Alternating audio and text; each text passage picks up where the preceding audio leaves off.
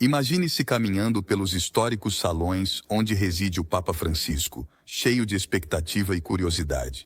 De repente surge a notícia. O Papa Francisco expõe que o Anticristo chegou oficialmente. Seu coração acelera enquanto contempla o que significa essa revelação. Durante séculos, a Igreja Católica tem lutado com perguntas sobre o fim dos tempos e a chegada do Anticristo.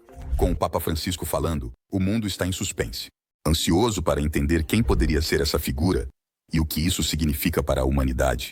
O Papa Francisco baseia suas crenças na Bíblia e no que ele chama de revelações divinas.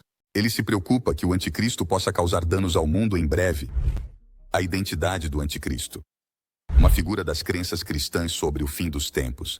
Essa ideia vem do estudo dos acontecimentos finais conhecido como escatologia.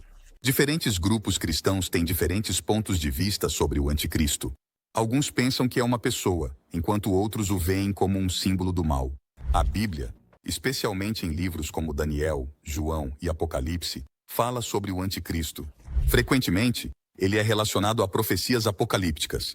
Mas nem todos os cristãos concordam sobre quem ou o que é o Anticristo. Alguns o veem como uma pessoa real, enquanto outros o veem como um símbolo das forças do mal que se opõem a Cristo. O termo Anticristo aparece nas cartas de João. Esses versos falam de pessoas que rejeitam a ideia de que Jesus é divino e vão contra os ensinamentos cristãos. Ao longo da história, as pessoas tiveram diferentes ideias sobre o que esses versículos significam e quem é o Anticristo. Algumas interpretações veem o Anticristo como uma pessoa futura, que representará o mal e se oporá a Cristo em um grande confronto, muitas vezes relacionado ao fim dos tempos ou à segunda vinda. Essa visão é comum em certas ramificações do cristianismo evangélico e fundamentalista. Estudiosos e teólogos tentaram descobrir se algumas figuras ou acontecimentos históricos coincidem com as profecias do Anticristo, gerando muitas teorias e especulações diferentes. Enquanto isso, outras pessoas veem o Anticristo de forma mais simbólica, em vez de como uma única pessoa. Consideram que o Anticristo representa ideias anticristãs, falsas doutrinas ou sistemas opressivos que existiram ao longo da história. Sob esse ponto de vista, identificar o Anticristo consiste em reconhecer as manifestações de oposição às crenças cristãs. As crenças sobre a chegada do Anticristo costumam estar ligadas ao pensamento milenarista cristão. O milenarismo gira em torno da ideia de 1000 anos associados a uma profunda mudança social ou a uma iluminação espiritual. Esse conceito apareceu em diversos contextos religiosos e culturais, muitas vezes antecipando um acontecimento significativo, marcando a culminação da história. O milenarismo cristão se baseia em interpretações de trechos bíblicos, especialmente do livro da Revelação. Este livro contém visões apocalípticas que alguns interpretam como previsões de acontecimentos futuros, como a chegada do Anticristo e o fim dos tempos. As crenças místicas milenaristas moldam a forma como alguns cristãos entendem a chegada do Anticristo e os acontecimentos que a cercam, refletindo diversas interpretações e narrativas dentro das tradições religiosas. O milênio nas crenças religiosas. Segundo essas crenças, há uma expectativa de 1000 anos de paz e justiça, conhecido como o milênio, após os acontecimentos apocalípticos. Esse conceito está intimamente ligado à segunda vinda de Cristo e é um tema predominante no pensamento milenarista cristão. O pensamento milenarista não é exclusivo do cristianismo. Temas semelhantes surgem em outras grandes religiões. Na escatologia islâmica, existe o conceito de Qiyamah, que significa o dia do juízo, um período de agitação social significativa. O hinduísmo e o budismo também incorporam ideias milenaristas, imaginando ciclos de eras e iluminação. Além disso, as ideias milenaristas transcenderam os contextos religiosos. Nos séculos 19 e 20, as ideologias seculares e sociopolíticas abraçaram o milenarismo. Surgiram diversos movimentos com visões utópicas de uma nova era, muitas vezes ligadas à chegada de um ano ou período específico. Embora diferentes de seus homólogos religiosos, esses movimentos milenaristas seculares têm em comum a antecipação de uma era transformadora. Ao longo da história, o milenarismo tem sido um aspecto onipresente do pensamento humano, influenciando tanto as perspectivas religiosas quanto seculares sobre o futuro. Além disso, Para entender o milenarismo, é crucial compreender a ampla gama de interpretações e como essas crenças podem diferir, os detalhes específicos do acontecimento antecipado, o núcleo do milênio e os calendários associados podem variar significativamente. Essa diversidade reflete as diferentes culturas, religiões e filosofias que moldaram a sociedade humana ao longo da história. Em termos mais simples, o milenarismo representa a tendência humana de buscar um sentido para o desenvolvimento do tempo. As pessoas imaginam grandes histórias de mudanças significativas ou de iluminação que vão além do curso habitual dos acontecimentos. Explorando os tipos de milenarismo. Existem vários tipos, cada um oferecendo uma perspectiva única. Entre eles estão o pré-milenarismo, o pós-milenarismo e o amilenarismo. O pré-milenarismo é um tipo que gira em torno de crenças sobre a sequência de acontecimentos ligados à segunda vinda de Jesus Cristo e ao estabelecimento do seu reinado milenar na Terra. Em uma linguagem direta, o pré-milenarismo sugere que Jesus voltará antes de um verdadeiro período de 1000 anos de paz e justiça. O pré-milenarismo traz um conjunto de expectativas, prevendo uma série de eventos que vão se desenvolver. De acordo com essa perspectiva, o primeiro evento principal é o iminente retorno de Jesus Cristo, muitas vezes conhecido como a segunda vinda. É importante ressaltar que esse acontecimento é independente do juízo final e do fim último do mundo. Além disso, os pré-milenaristas antecipam que, ao retornar, Cristo estabelecerá um reino tangível e terreno. Dizem que este reino durará 1000 anos, um conceito derivado do livro das Revelações da Bíblia.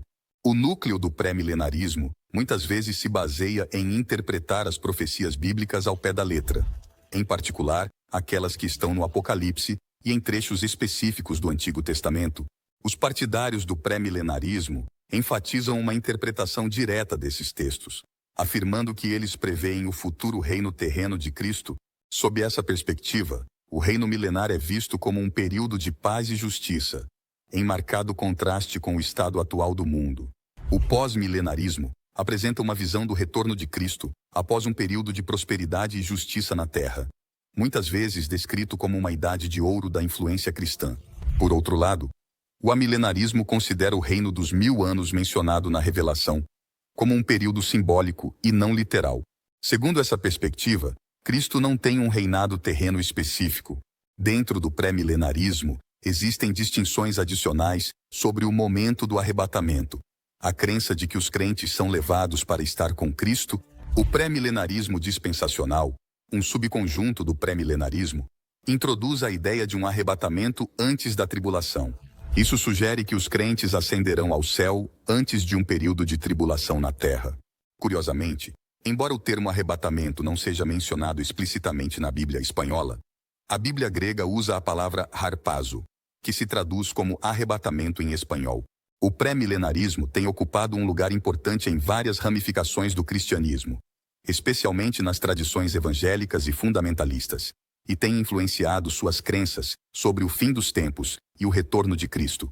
O atrativo do pré-milenarismo reside em sua abordagem direta na interpretação das profecias bíblicas, coloca uma ênfase significativa na antecipação de um reino tangível de Cristo na Terra. Embora possa haver variações nas crenças entre os pré-milenaristas, o fio comum é a expectativa compartilhada do retorno de Cristo, anunciando um reino milenar. Perspectiva otimista dos pós-milenaristas. Pós-milenarismo, por ser uma forma de milenarismo, se concentra na interpretação das profecias bíblicas relacionadas com o fim dos tempos e a segunda vinda de Cristo. Sustenta apenas uma visão otimista, sugerindo que o retorno de Cristo virá após uma era prolongada de prosperidade espiritual e justiça na Terra. Diferente de outras perspectivas milenaristas, o pós-milenarismo prevê um futuro positivo, que antecipa uma aceitação gradual e generalizada do cristianismo, levando a uma idade de ouro ou reino milenar. Em sua essência, o pós-milenarismo se baseia na crença de que os esforços humanos, guiados pela influência do cristianismo, melhorarão progressivamente o mundo, promovendo uma transformação global. Essa perspectiva otimista distingue o pós-milenarismo dentro do panorama mais amplo das perspectivas milenaristas. Além disso, o pós-milenarismo sugere que o impacto do Evangelho se estenderá muito além da salvação individual. prevê que o evangelho impregne as estruturas e instituições da sociedade, provocando uma mudança social generalizada. Os defensores do pós-milenarismo antecipam uma era caracterizada pela paz, justiça e retidão moral, na qual a maioria da população mundial abraça os princípios cristãos. O próprio termo pós-milenarismo indica a sequência dos acontecimentos. Segundo essa perspectiva, o prefixo pós sugere que a segunda vinda de Cristo ocorrerá depois ou após essa prolongada melhoria da sociedade. Isso difere do pré-milenarismo, que sugere que o retorno de Cristo precede um reino literal de 1000 anos, e do amilenarismo, que muitas vezes interpreta o reino milenar simbolicamente. Também enfatiza a transformação tangível e positiva da sociedade humana. Os defensores dessa perspectiva costumam citar passagens bíblicas que falam sobre o crescimento e a influência do reino de Deus na Terra. Esses trechos transmitem uma sensação de vitória gradual do Evangelho sobre o mal e de expansão do reino de Deus no mundo. Fomenta um senso de esperança e propósito entre seus seguidores. Isso os motiva a participar ativamente dos esforços para melhorar a sociedade e promover os valores cristãos.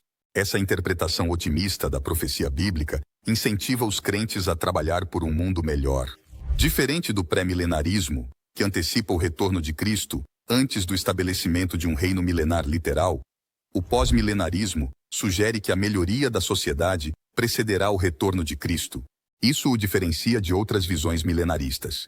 O pós-milenarismo surgiu como uma perspectiva teológica distinta durante os debates sobre escatologia dos séculos XVII e XVIII. Ganhou adeptos em certos círculos cristãos, especialmente durante a época da Ilustração. O amplo sentido de otimismo social e progresso durante esse período se alinhava bem com os ideais do pós-milenarismo. Amilenarismo foca na interpretação do milênio. Nega um reino literal de 1000 anos de Cristo. Amilenaristas não veem esse período como 1000 anos literais com Cristo reinando na Terra. Em poucas palavras, o A, no amilenarismo, nega a interpretação literal de um reino de 1000 anos de Cristo, como indicado em Apocalipse 21:6. Diferente de outras visões milenaristas, os amilenaristas não veem esse período como 1000 anos literais, durante os quais Cristo reinará fisicamente na Terra. Em seu lugar, interpretam o reinado de Milaio simbolicamente, representando um período indeterminado, mas completo. Essa perspectiva enfatiza uma interpretação mais espiritual do milênio, sugerindo que o reinado de Cristo está em andamento em um sentido não literal e celestial. O amilenarismo destaca o reino espiritual presente de Cristo sobre os corações e as vidas dos crentes. Em vez de prever um futuro reino terreno, os defensores do amilenarismo afirmam que grande parte da linguagem apocalíptica da revelação e os trechos bíblicos relacionados são simbólicos e transmitem verdades espirituais. Em vez de fornecer uma sequência cronológica precisa dos acontecimentos, eles costumam enfatizar a continuidade entre o Antigo e o Novo Testamento, interpretando as profecias bíblicas em consonância com temas teológicos mais amplos, em vez de construir cronologias detalhadas de eventos futuros. Um aspecto-chave do amilenarismo é a crença de que a segunda vinda de Cristo inaugurará o juízo final e o estabelecimento do estado eterno, em vez de um reino milenar intermediário e terreno. Isso contrasta com o pré-milenarismo, que prevê um reinado literal de 1000 anos de Cristo na Terra antes do juízo final. Os amilenaristas afirmam que a interpretação da profecia bíblica exige considerar o contexto cultural, histórico e literário dos textos. Abordam o livro da Revelação e os trechos relacionados a ele, buscando verdades espirituais e teológicas, sem insistir em uma interpretação rigidamente literal do reinado de 1000 anos. As interpretações das visões milenaristas podem variar entre denominações cristãs e estudiosos. Embora ofereça uma perspectiva distinta, o milenarismo coexiste com outras visões milenaristas, como o pré-milenarismo e o pós-milenarismo, cada uma das quais oferece sua própria interpretação teológica sobre a culminação da história e o retorno de Cristo. Os pré-milenaristas acreditam que a segunda vinda de Cristo acontecerá antes do estabelecimento do reino milenar. Prevêem um reinado literal de 1000 anos de Cristo na Terra, durante o qual ele derrotará as forças do mal, trará paz e justiça, e governará fisicamente a partir de Jerusalém. Esse ponto de vista enfatiza uma narrativa cronológica dos últimos tempos e acontecimentos, baseando-se em trechos bíblicos como a Revelação. Os pós-milenaristas esperam que o reino milenar surja gradualmente, através da difusão do Evangelho e da influência do cristianismo no mundo. Diferente do pré-milenarismo, acreditam que a segunda vinda de Cristo acontecerá após uma prolongada prosperidade espiritual e justiça na terra. Esse ponto de vista mantém uma perspectiva otimista sobre o futuro, prevendo a transformação da sociedade através dos princípios cristãos. Ao longo do milenarismo, tem-se previsto que o anticristo adotará diversas formas.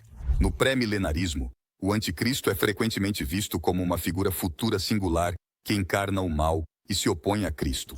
Os pós-milenaristas podem interpretar o anticristo simbolicamente, representando ideologias anticristãs ou sistemas opressivos. Os amilenaristas, por sua vez, se concentram menos no anticristo como uma figura individual e mais em interpretações espirituais das profecias bíblicas.